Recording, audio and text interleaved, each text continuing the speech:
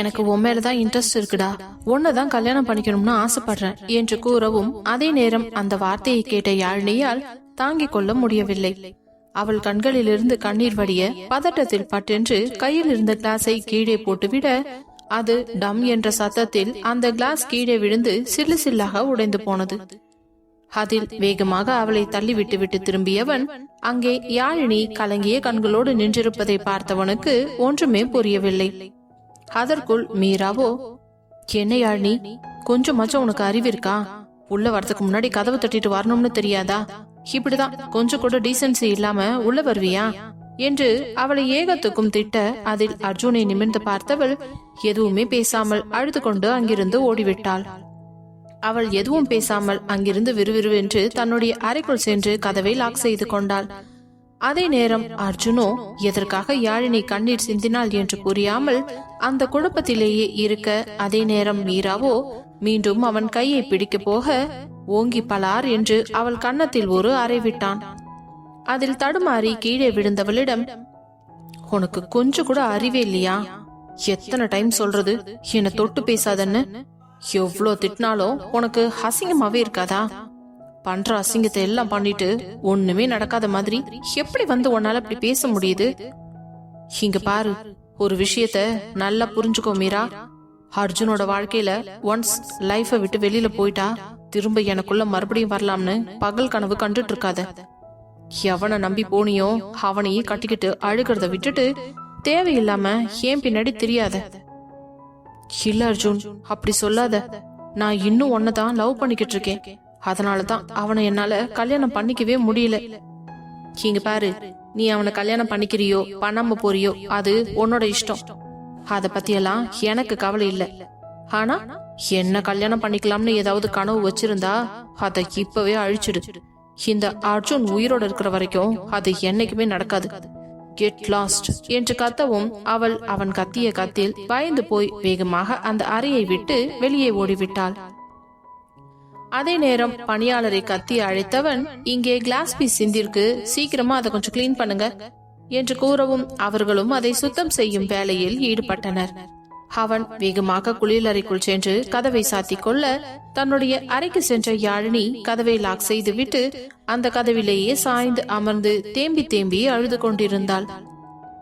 எதற்காக அவள் இப்படி அழுகிறாள் என்று அவளுக்கே புரியவில்லை. அவள் ஒரு மனம் அர்ஜுனை காதலிக்கிறது என்று சொன்னால் அவளுடைய இன்னொரு மனமோ அதற்கு தனக்கு எந்த தகுதியும் இல்லை என்று திரும்ப திரும்ப சொல்லிக் கொண்டது. ஒருவேளை மீரா மேடம் தான் அர்ஜுன் சாருக்கு பெஸ்டான சாய்ஸா இருப்பாங்களோ? என்கிட்ட அப்படி என்ன இருக்கு? ஆனா அவங்கள பார்த்தாலே கொஞ்சம் ரிச்சா இருக்கிற மாதிரியும் இருக்குது, அழகா இருக்காங்க. 2 பேரோட ஸ்டேட்டஸும் ஒத்து போற மாதிரி இருக்குது. நான் தான் தேவையில்லாம அவர் மேல ஆசையை வளர்த்துக்கிறோன்னு எனக்கு தோணுது. இல்ல யாழினி, இது இப்படியே போச்சுன்னா ஒன்னும் சரி வராது. தேவையில்லாம இருக்கிற வேலையும் தொலைச்சிட்டு குடும்பத்துக்கு சிக்கல் இழுத்து விட்டுறாத. உன்னை நம்பிதான் உன் குடும்பம் இருக்கு. உன் அப்பா அம்மா தம்பி எல்லாருமே இருக்காங்க. அவங்களுக்காக தானே நீ வேலைக்கு வந்த. அப்படி இருக்கும் பொழுது நீ அவங்க மேலதானே போக்கஸ் பண்ணணும். முதல்ல உன் வேலைய கவனமா பாரு. உன் குடும்பத்தை மட்டும் பாரு. தேவையில்லாத மனக்கோட்டையை கட்டிக்கிட்டு கடைசியில ஒண்ணும் இல்லாம இடிஞ்சு போய் நிக்காத. அவ்வளவுதான் சொல்லுவேன் என்று அவள் மனசாட்சி அவளுக்கு எடுத்துரைக்க அதில் தீர்மானமான முடிவு எடுத்தவள் இனிமேல் அர்ஜுனை பற்றி தன் மனதில் பாஸ் என்ற எண்ணத்தை தவிர வேறு எதையும் வளர்த்து கொள்ள கூடாது என்று முடிவெடுத்து கண்ணீரை துடைத்துக் கொண்டவள் நேராக குளியலறைக்குள் சென்று முகத்தை நன்றாக கழுவிவிட்டு மீண்டும் வந்து மெத்தையில் படுத்துக் கொண்டாள். அவள் படுத்த 5 நிமிடத்திலேயே அர்ஜுன் அந்த அறைக்கதவை திறந்து கொண்டு உள்ளே வந்தான். அவன் வந்திருப்பது தெரிந்தவுடன் வேகமாக கண்ணை மூடி தூங்குவது போல நடித்துக் கொண்டிருந்தாள் யாழினி. அவள் அருகே வந்து நின்று பார்த்த அர்ஜுனோ அங்கு தூங்கிக் கொண்டிருப்பவளை நின்று 2 நிமிடம் அப்படியே பார்த்துவிட்டு அந்த அறையை விட்டு வெளியே சென்று விட்டான். அவன் வெளியே சென்றதும் தன் கண்களில் தேக்கி வைத்திருந்த கண்ணீர் முழுவதும் அவள் தலையணையை நனைத்தது. மீண்டும் தன்னுடைய அறைக்கு சென்ற அர்ஜுனுக்கு யாழினி கண்களில் இருந்து வழிந்த கண்ணீர் அவன் இதயத்தை பிசைய தூக்கம் வராமல் அங்கிருந்த பால்கனியில் நின்று வானத்தில் இருந்த நிலவையே வெறுத்து பார்த்து கொண்டிருந்தவனுக்கு அடுத்து என்ன செய்வது என்று தெரியவில்லை. இந்த மீராவை அவனுக்கு சுத்தமா பிடிக்கவில்லை. இருந்தாலும் தேவையில்லாமல் அவன் வாழ்க்கையில் திரும்ப திரும்ப வந்து அவள் தொந்தரவு செய்து கொண்டிருக்கிறாள். நாளையோடு அவளோட சாப்டரை க்ளோஸ் செய்துவிட வேண்டும் என்று நினைத்தவன் யாழினியை எப்படி நேருக்கு நேர் சந்திப்பது என்று தெரியாமல் தடுமாற்றத்தில் இருந்தான். அதே நேரம் அவன் அரைக்கதவை தட்டிவிட்டு உள்ளே வந்த சிவாவோ அவன் பால்கனியில் நின்று நிலவை வெறித்து பார்ப்பதை பார்த்து அருகே சென்றவன் அவன் தோளில் கையை வைத்து அர்ஜுன் என்று அழைக்க உடனே அவனை திரும்பி பார்த்தவன், சொல்லுடா, ஏண்டா இங்க நின்னுட்டு இருக்க? தூங்கலையா? இல்ல, எனக்கு தூக்கம் வரல. ஏன் திடீர்னு தூக்கம் வராத அளவுக்கு என்னாச்சு? சாப்பிட்டு வரும்போது கூட நல்லா தானே வந்த. அப்போ இங்க நடந்த எதுவுமே உனக்கு தெரியாதா? என்னடா மச்சான், பீடிக்கையெல்லாம் பலமா இருக்கு, அப்படி என்ன பெரிய விஷயம் நடந்துச்சு என்றதும் அங்கு நடந்த அனைத்தையும் அவன் சொல்லி முடிக்க சிவாவிற்கு வேதனையாகிவிட்டது. ஏண்டா, அவளைத்தான் உனக்கு பிடிக்காதே, உன்னை விட்டுட்டு போயிட்டால, திரும்ப எதுக்குடா உன்கிட்ட வந்து இவ்ளோ க்ளோஸா பேசுறா? அவ கட்டி புடிச்சா அவளை புடிச்சு ஒரு அற அறிஞ்சு தள்ளிவிட வேண்டியது தானே. அவ்வளோ நேரம் புடிச்சுக்கிட்டு நிக்கிற வரைக்கும் என்ன பண்ணிக்கிட்டு இருந்த? என்ன பழைய காதல் எல்லாம் துருளி விடுதா மனசுக்குள்ள? சே, என்ன பேசுற நீ? அவ ஒரு கேடு கெட்டவ.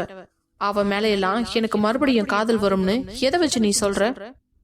அப்ப அவ தொட்ட உடனேவே அவளை நீ ஓங்கி ஒரு அடி அடிச்சு ரூம் விட்டு வெளியே அனுப்பியிருக்கணும் இல்ல? அவ்வளவு நேரமும் அதே பொசிஷன்ல நிக்க வச்சதும் பேச வச்சதும் உன்னோட தப்பு தானே.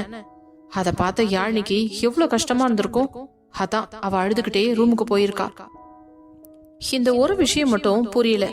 மீரா என்ன ஹக் பண்ணிட்டு நின்னு பேசினதுக்கு யாழினி எதுக்கு ஹர்ட் ஆகணும் என்று கேட்க, அதே நேரம் சிவாவோ, ஐயோ கரெக்டா பாயிண்ட புடிச்சிட்டானே, தெரியாதனமா நானே வந்து இப்ப சிக்கிட்டேன். இவங்கிட்ட என்னத்த பதில் சொல்லி நான் எப்படி சமாளிக்க போறேன்னு தெரியலையே என்று முடித்து கொண்டிருக்க, உன்னதான் கேக்குறேன், சொல்லு. இல்லடா, மீரா உன்னை விட்டுட்டு போயிட்டான்ற வரைக்கும் எல்லாமே யாழ்னிக்கு தெரிஞ்சிருக்கு. திடீர்னு உங்க 2 பேரையும் அப்படி ஒரு பொசிஷன்ல பார்த்ததுல அவ கொஞ்சம் பயந்து போயிருப்பா. தப்பான நேரத்துல வந்துட்டோமோன்ற பயத்துலதான் அவளுக்கு கண்ணு கலங்கி இருக்கும். அதுலதான் அவ அழுதுட்டு ஓடி இருப்பா. அப்படி சொல்றியா? ஆனா அவ கண்ணுல ஏதோ ஒரு வலி தெரிஞ்சது. அத என்னால நல்லாவே உணர முடிஞ்சது. இத மட்டும் உணர்ந்து என்ன பிரயோஜனம்? அவ மனசு உனக்கு தெரியலையே. அட்லீஸ்ட் அவ மனசையாவது அவகிட்ட காட்டுறியா? அதுவும் கிடையாது. சரியான கல்லூனி மங்க. எப்படி லவ் பண்றதுன்னு கூட்டிட்டு போய் கோர்ஸ் தான் எடுக்கணும் போல இருக்கு. இவனை எப்படித்தான் அந்த மீரா லவ் பண்ணாலும் தெரியல என்று மனதளவில் புலம்பியவன், சரி, இப்ப நீ என்ன முடிவு பண்ணிருக்க? இதுல முடிவு பண்ண என்ன இருக்கு? நாளைக்கு காரியம் முடிஞ்ச உடனே எல்லாரும் அவங்கவுங்க வழியை பார்த்துட்டு போய்கிட்டே இருக்க போறாங்க. நான் அதுக்கப்புறம் எப்பவும் போல என்னோட வேலையில போக்கஸ் பண்ணிட்டு போய்கிட்டே இருப்பேன். யாழினி ஆஸ் யூஷுவல் ஆபீஸ்க்கு வந்துட்டு போக போறா, அவ்வளவுதான். அப்போ மீராவா? அவளை பத்தி நான் எதுக்கு யோசிக்கணும்? அவ என் லைஃப்ல கிடையவே கிடையாது அப்படின்னு நீ தான் சொல்லிக்கிட்டு இருக்க. ஆனா எனக்கு என்னவோ அவ உன்கிட்ட திரும்ப வந்து ஒட்டுறதுலதான் குறியா இருக்கா. நீயும் அப்பப்ப அவளுக்கு இடம் கொடுக்கற மாதிரி தான் இருக்கு. அவ நெருங்கி பேசின உடனே உன் மனசு மாறுதா என்ன? சி, இந்த அர்ஜுன அவ்வளோ கேவலமா நினைச்சிட்டியா நீ? விருப்பம் இல்லாம எந்த பொண்ணு மேலையும் கை வைக்க மாட்டான் இந்த அர்ஜுன். இவ்வளவு நாள் என் கூட இருக்கல்ல, இது வரைக்கும் எவ மேலையாவது நான் கைய வச்சு பாத்திருக்கியா? அட பாவி, பல தடவை பாத்திருக்கேனடா நீ யாழினி மேல கைய வச்சத. இதை இப்ப சொன்னோம் நம்மள அடிச்சே கொன்னாலும் கொன்றுவான் என்று மனதுக்குள் நினைத்தவன், எனக்கு உன்னை பத்தி தெரியும்டா, இருந்தாலும் அவ ஏற்கனவே நீ காதலிச்ச பொண்ணாச்சே, அதனால மனசு மாதிரி எதுவும் ஏத்துக்கிட்டியோன்னு நினைச்சேன். அவ்வளோ கேவலமா ஒன்னும் இந்த அர்ஜுன் தரந்தாழ்ந்து போயிடல. சரி, இப்ப எதுக்கு நீ தூங்காம நின்னுகிட்டு இருக்க? என்னன்னு தெரியலடா, யாழினி அழுதத பார்த்ததுல இருந்து மனசே சரியில்லை. அவ அழுதா உனக்கு என்ன? ஆஃப்டர் ஆல் ஒரு பிஏ. அவ அழுத அதுக்கெல்லாம் நீ கவலைப்படணும்னு அவசியம் இல்லையே. ஆமால, அதுவும் இல்லாம அவ ஒரு பிஏ தான், அவளுக்காக நான் எதுக்கு கவலைப்படணும்? சரி, இப்ப எனக்கு தூக்கம் வருது, நான் நிம்மதியா தூங்க போறேன். நீயும் போய் தூங்குறியா? நான் வேணும்னா இன்னைக்கு உன் கூடவே படுத்துக்குவா? அதெல்லாம் ஒன்னும் தேவையில்ல, நீ உன் ரூம்ல போய் படு. இல்லடா, திரும்ப நைட் அந்த மீரா வந்து உன் பக்கத்துல படுத்துக்க போறா. என்ன என்று அர்ஜுன் அதிர்ச்சியானதும், அதுக்குதான் சொல்றேன் கேட்டுக்கோ, நானும் இன்னைக்கு இங்கேயே படுத்துக்கிறேன். படுத்து தொலை என்றவன் மெத்தையில் சென்று படுத்ததும் அவன் அருகில் சென்று படுத்த சிவாவோ, இன்னைக்கு ஒரு நைட் இந்த மீரா கிட்ட இருந்து இவனை காப்பாத்துறதுக்கு நான் என்னெல்லாம் செய்ய வேண்டியதா இருக்குது. பாவம் என் தங்கச்சி, உள்ளுக்குள்ள எந்த அளவுக்கு நொறுங்கி போயிருப்பா. ஏன் தான் அவளுக்கு ஒரு நாளும் இந்த மீராவால பிரச்சனை வருதுன்னே தெரியல. கொஞ்ச நேரம் கூட அவளால சந்தோஷமா இருக்க முடியல. ஆனா அர்ஜுன், இப்ப சொல்றேன், யாழினி உன்னை விட்டு எட்ட போனதுக்கு அப்புறம் தான் அவளோட அருமை உனக்கு தெரியும்.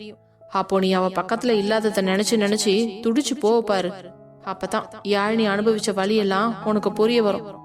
அது வரைக்கும் இப்படித்தான் அவளை சீரியஸா எடுத்துக்க மாட்டேன் என்று மனதுக்குள் நினைக்க, அதே நேரம் கடவுளே அப்படியே நடக்கட்டும் என்பது போல ஆசீர்வதித்து விட்டு சென்று விட்டார் போல. இது தெரியாத அர்ஜுனோ மெத்தையில் படுத்து உடன் உறக்கழுத்தை தழுவினான்.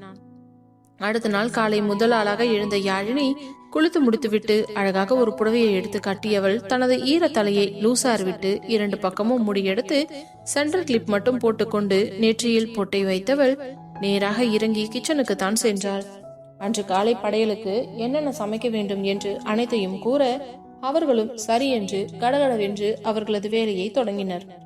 அதே நேரம் போட்டோவின் அருகே வந்தவள் அதை சுற்றி இருந்த அனைத்து இடங்களையும் சுத்தம் செய்துவிட்டு புது மாலையை எடுத்து மாட்டி படையலுக்கு தேவையான அனைத்தையும் ரெடி செய்து கொண்டிருந்தாள். பிறகு அர்ஜுனை எழுப்பி கிளப்பி சிவா அவனை அழைத்து கொண்டு கருமாதி கொட்டகைக்கு செல்ல, அங்கு அவன் தந்தைக்கான கருமாதி புரோகிதரை வைத்து சிறப்பாக நடத்தி முடிந்தது. பின்பு மீண்டும் நேராக வீட்டுக்கு வந்த அர்ஜுனை வரவேற்ற யாழினி பூஜை போடுவதற்கு தேவையான படலை எல்லாம் தயார் செய்து வைத்திருந்தாள். அதை பார்த்து கொண்டே உள்ளே நுழைந்தவன் அந்த கலசத்தை அவள் கையில் கொடுக்க, அதை வாங்கி கொண்டு சென்று படையலின் அருகே வைத்தவள், பாஸ் ஆரம்பிச்சிடலாமா? சரி என்றவன் என்ன செய்ய வேண்டும் என்று யாழினி சொல்லிக் கொடுக்க அதை அப்படியே செய்தான். அதையெல்லாம் பார்த்து கொண்டிருந்த மீராவோ, இவளுக்கு மட்டும் எப்படித்தான் இவ்வளோ விஷயம் தெரியுதோ, இதெல்லாம் தெரிஞ்சு வச்சுக்கிட்டு தான் அர்ஜுன மயக்கி அவ கைக்குள்ளேயே வச்சிருக்கா. நானும் இதெல்லாம் தெரிஞ்சுக்கிறேன். அதுக்கு முன்னாடி இவ இன்னைக்கு புடவை கட்டுவான்னு நான் எதிர்பார்க்கவே இல்லையே. நான் எவ்வளவு டிப்டாப்பா இந்த சுடிதாரை போட்டுட்டு வந்தேன். இவ என்னடான்னா ஒரு சாரியை கட்டிக்கிட்டு இப்படி கவுத்துட்டாளே என்று மனசுக்குள்ள அவளை பொறுமி தள்ளி கொண்டிருந்தாள். கருமாதி படையல் நல்லபடியாக படைத்து முடித்ததும் அனைவருக்கும் விருந்து உணவு கொடுக்கப்பட்டது. வந்திருந்த உறவினர்கள் அனைவரும் திருப்தியாக சாப்பிட்டு விட்டு செல்ல, அர்ஜுனுக்கு தேவையான உணவை அவள் எடுத்துக்கொண்டு வந்து அவனை டைனிங் டேபிளில் அமர வைத்து கொடுக்க, யாழினி நீயும் காலையிலிருந்து சாப்பிடல, வா உட்கார் என்று அவன் பக்கத்தில் அமர வைத்து 2 பேருக்குமே சாப்பாடு வைங்க என்று பணியாட்களை பார்த்து சொல்ல, அவர்களும் சரி என்று வைத்தனர். உடனே அர்ஜுனின் இன்னொரு பக்கம் வந்து அமர்ந்த மீரா, அர்ஜுன் நான் கூட காலையில இருந்து சாப்பிடவே இல்லை. உன்னை யார் சாப்பிட வேணாம்னு சொன்னா? என்ன அர்ஜுன், அங்கிளுக்கு படைக்கிறதுக்கு முன்னாடி நான் எப்படி சாப்பிட முடியும்? அதற்குள் அந்த பணியாளர், என்ன மேடம், கொஞ்ச நேரத்துக்கு முன்னாடிதான் ஃப்ரூட் சாலட் வேணும்னு சொல்லி கேட்டீங்க, இப்போ எதுவுமே சாப்பிடலன்னு சொல்றீங்க என்றதும் தன் குட்டு வெளிப்பட்டு விட்டதை நினைத்து வருந்திய மீரா அந்த பணியாளரை ஏற்று விடுவது போல முறைக்க, என்ன பேசுறீங்க நீங்க? ஃப்ரூட் சாலட் சாப்பிட்றதும் சாப்பாடு சாப்பிட்றதும் ஒன்னா? அதுவும் இல்லாம என்னால பட்னியாலாம் இருக்க முடியாது. அப்புறம் என் ஹெல்த்துக்கு ஏதாவது இஷ்யூஸ் வந்துச்சுன்னா என்ன பண்றது? இவ்ளோ பேசுறீங்களே, இந்த யாழினி மட்டும் காலையில இருந்து எதுவும் சாப்பிடாமல இருந்திருப்பா என்று கேட்க, அதே நேரம் பணியாளர், மேடம் யாழினி காலையில இருந்து பச்சை தண்ணி கூட குடிக்கல, இப்பதான் சாப்பிடவே உட்கார்ந்துருக்காங்க என்று கூற, பட்டென்று அவளை திரும்பி பார்த்த அர்ஜுன், காலையில இருந்து நீ தண்ணி கூட குடிக்கலையா யாழினி? ஆமா பாஸ், பெரிய பாஸ்க்கு படைக்கிறோம், சுத்தபத்தமா செய்யணும். அதுவும் இல்லாம வீட்டுல இருக்கிறவங்க இப்படி திருப்தியா சாப்பிட்டு முடிச்சு படையல் வச்சா நல்லா இருக்காது இல்ல? ஹலோ யாழினி, நீ ஒண்ணு இந்த வீட்டை சேர்ந்தவ கிடையாது. அர்ஜுனோட கம்பெனில ஒர்க் பண்ற ஸ்டாஃப். அவனுடைய பொண்டாட்டி மாதிரி இப்படி எல்லாம் செஞ்சுக்கிட்டு இருக்க எனக்கு உன்னை பார்த்தா சிரிப்பு தான் வருது. ஸ்டாப் இட் மீரா, இதுக்கப்புறம் யாழினி பத்தி ஒரு வார்த்தை பேசின உனக்கு மரியாதையே இருக்காது. சாப்பிடத்தானே வந்த, சாப்பிட்டு கிளம்பி போய்கிட்டே இரு என்றவன் அங்கிருந்து வேகமாக எழுந்திருக்க, அவன் கையை பிடித்து இழுத்த யாழினி, பாஸ் இலையில உட்கார்ந்துட்டு எழுந்திருக்க கூடாது, இல்லைன்னா பெரிய பாஸ் ரொம்ப வருத்தப்படுவாரு. தயவு செஞ்சு எனக்காக சாப்பிடுங்க பாஸ் என்று கெஞ்சுவது போல கேட்க, வேறு வழி இல்லாமல் அமர்ந்தவன் யாழினி கேட்டுக்கொண்டதற்காக அமைதியாக சாப்பிட்டு முடித்தான். பிறகு இருவரும் சாப்பிட்டு முடித்ததும் மேலே செல்ல, அவர்கள் பின்னாலேயே ஓடி வந்த மீராவை பார்த்த அர்ஜுன், எங்க வர? அர்ஜுன், நான் உங்ககிட்ட ஒரு முக்கியமான விஷயம் பேசணும். உங்ககிட்ட பேசுறதுக்கெல்லாம் எனக்கு எதுவும் இல்ல. நான் யாழினி கிட்ட பேச வேண்டிய விஷயம் நிறைய இருக்கு.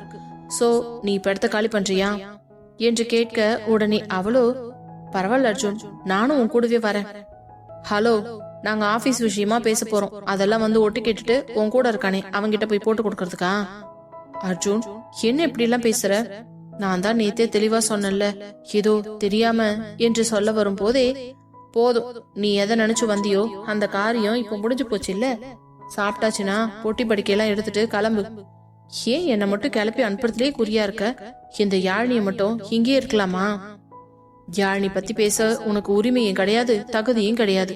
அவ இங்க எத்தனை நாள் வேணாலும் இருப்பா. அதை கேக்குறதுக்கு நீ யாரு? உன்ன நான் வெளியே போன்னு சொன்னா கிளப்பி போய்கிட்டே இரு. அர்ஜுன், ஆனாலும் நீ என்ன ரொம்ப இன்சல்ட் பண்ற. உனக்கு தான் எத்தனை டைம் இன்சல்ட் பண்ணாலும் புரியாதே.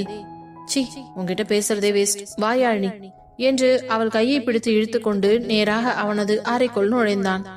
அவன் யாழினி கையை பிடித்து அழைத்துச் செல்வதை பார்த்த மீராவிற்கு யாழினியை கொன்று போடும் அளவிற்கு வெறி வந்தது. இருந்தாலும் இப்பொழுது எதுவும் பேச முடியாது என்பதால் நேராக தன்னுடைய அறைக்கு சென்று தன்னுடைய பொருட்களை எல்லாம் பேக் செய்து கொண்டு வெளியே வர, அங்கு வந்த சிவாவோ, என்ன மேடம் அதுக்குள்ள கிளம்பிட்டீங்க? உன் வேலை என்னவோ அதை மட்டும் பார். தேவையில்லாம அப்பப்ப நீ என் ரூட்ல கிராஸ் பண்ற. அப்படியா? சரி, இப்போ என்ன, வீட்டுக்கு தானே போறீங்க? ஆமா.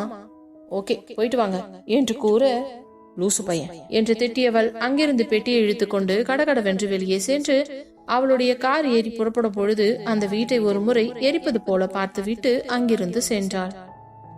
அவள் வெளியே சென்ற பிறகுதான் அங்கு வேலை செய்பவர்கள் அனைவருக்கும் நிம்மதியாகவே இருந்தது.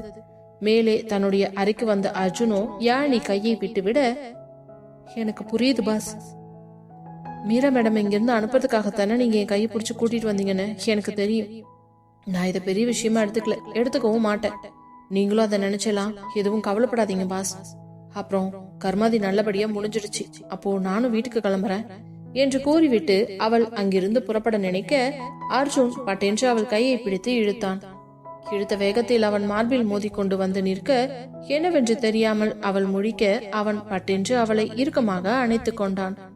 அவனுடைய அணைப்பில் ஒரு நிமிடம் அதிர்ந்தவள் பிறகு அவன் அணைப்பை விரும்பியே ஏற்றுக்கொண்டாலே ஒழிய திரும்பவும் அவள் அணைக்கவில்லை. அவன் எதற்காக இப்படி அணைத்திருக்கிறான் என்று அவளுக்கு புரியவில்லை. நீண்ட நேரமாக அவளை அணைத்துக் கொண்டிருந்த Arjun, Yazhini, thank you so much. நீ மட்டும் இல்லனா இந்த அளவுக்கெல்லாம் நல்லபடியா நடந்திருக்குமான்னு கேட்டா நிச்சயமா இல்லைன்னு தான் சொல்லுவேன். நீ எனக்கு எவ்வளவு பெரிய ஹெல்ப் பண்ணிருக்க தெரியுமா? இந்த உதவியை நான் என்னைக்குமே மறக்க மாட்டேன் என்றதும் மெதுவாக அவனை விட்டு பிரிந்தவள், என்ன பாஸ், உங்களுக்காக நான் இது கூட செய்ய மாட்டேனா? பிஎன்னா உங்களோட எல்லா விஷயத்தையும் பாத்துக்கணும். அதுதான் என்னோட வேலை. அப்படி இருக்கும் பொழுது இதெல்லாம் என்னோட வேலை லிஸ்ட்ல தான் சேரும். நீங்க எதை பத்தியும் கவலைப்படாதீங்க பாஸ். நான் இப்போ வீட்டுக்கு கிளம்புறேன் என்று அவன் முகத்தை பார்க்காமல் வேகமாக தன்னுடைய அறைக்கு சென்றவளுக்கு கண்கள் எல்லாம் கலங்கிவிட்டது.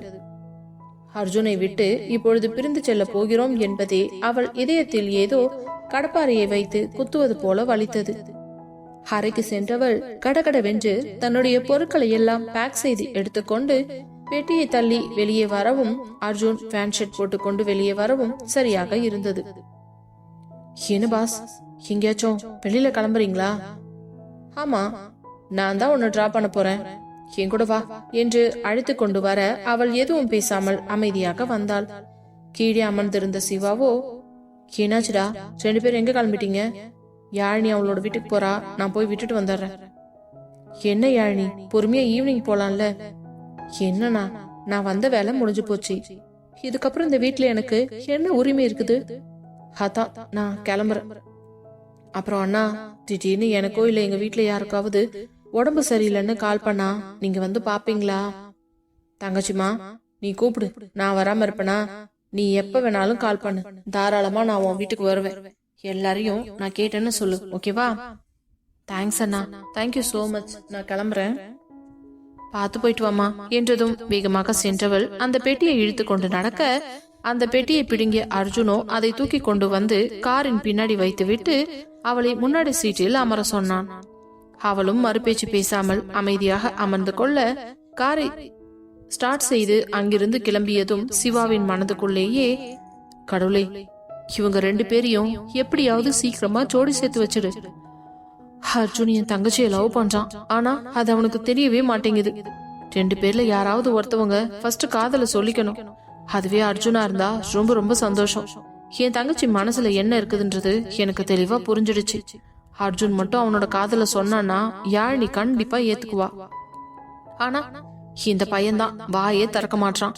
இவங்க விஷயத்துல நீயாச்சும் ஏதாவது ஒரு நல்ல முடிவை எடுப்பா என்று கடவுளிடம் வேண்டிக் கொண்டிருந்தவன் பின்பு தான் வீட்டிற்கு செல்வதற்காக தனது பெட்டி எல்லாம் தயார் செய்து வைத்துவிட்டு அர்ஜுனின் வருகைக்காக காத்து கொண்டிருந்தான்.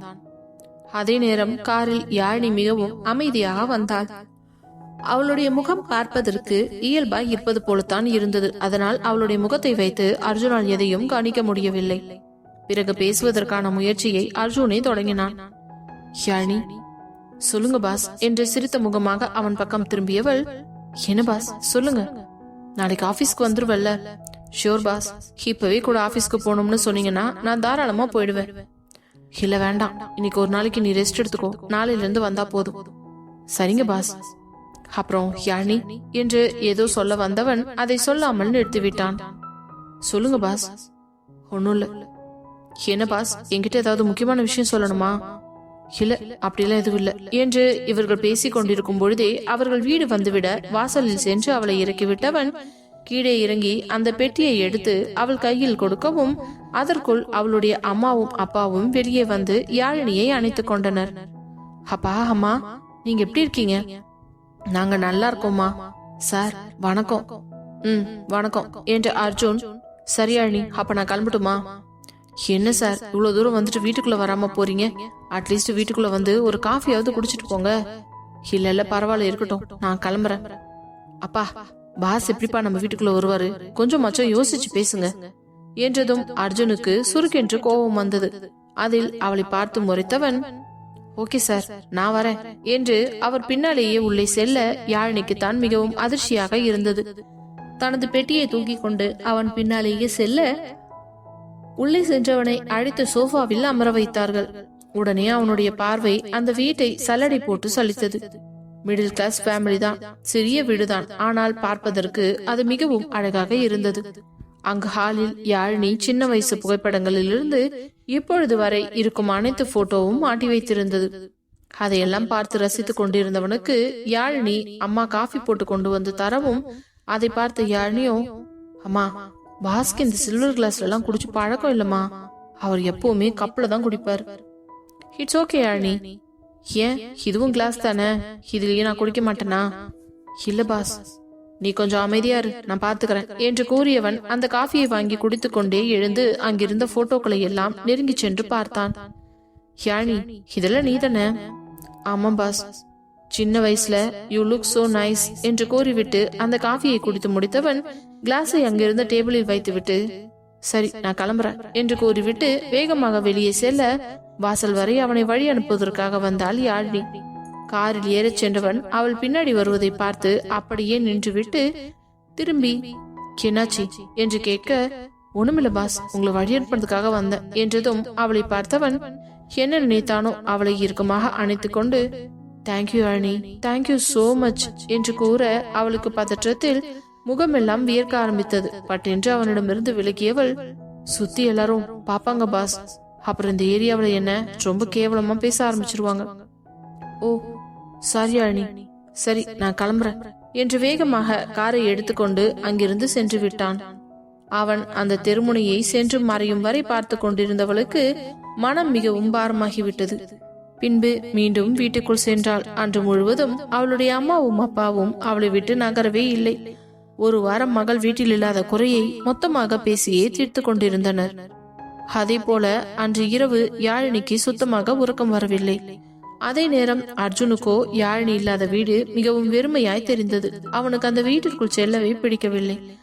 அதே நேரம் அங்கு ஹாலில் சோஃபாவில் அமர்ந்திருந்த சிவாவோ, மச்சான் வந்துட்டியாடா?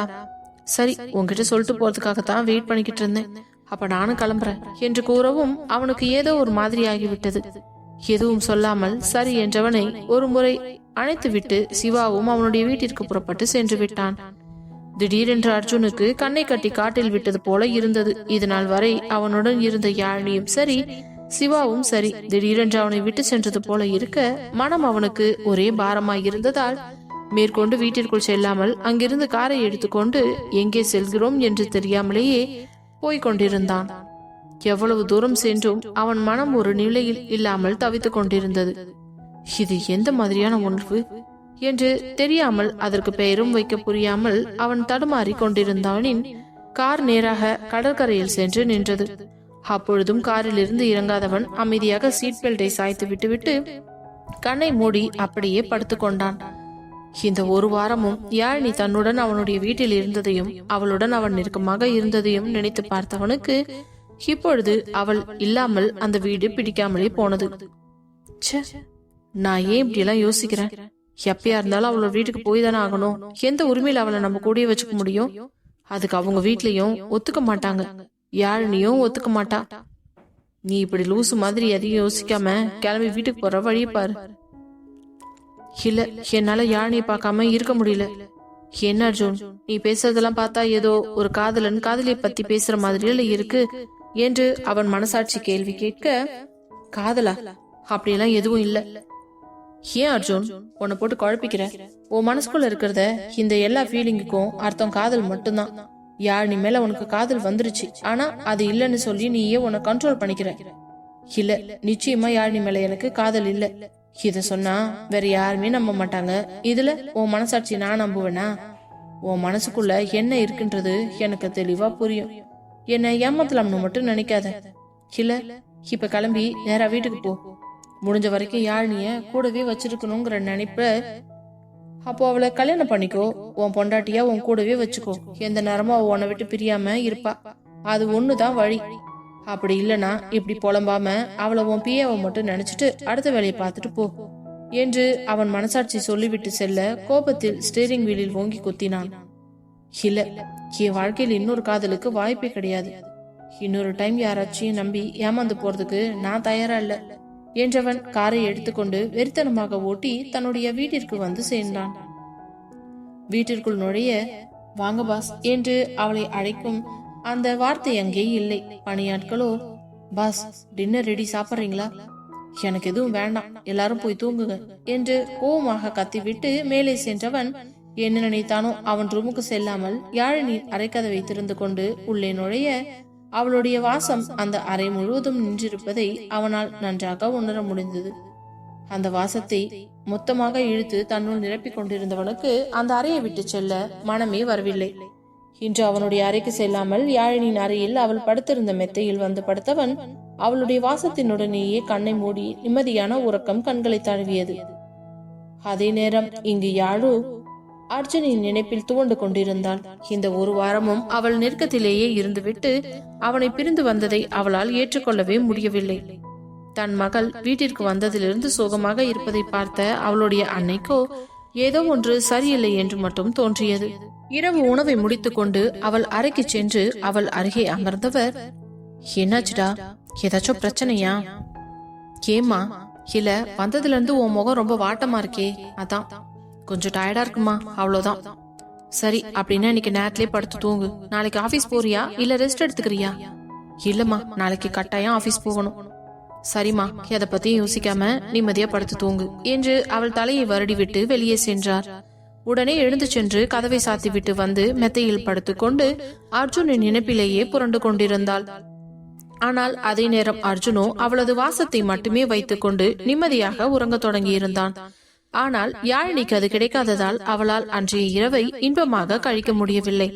புரண்டு புரண்டு படுத்துக் கொண்டிருந்தாலே தவிர தூக்கம் சரியாக வரவில்லை.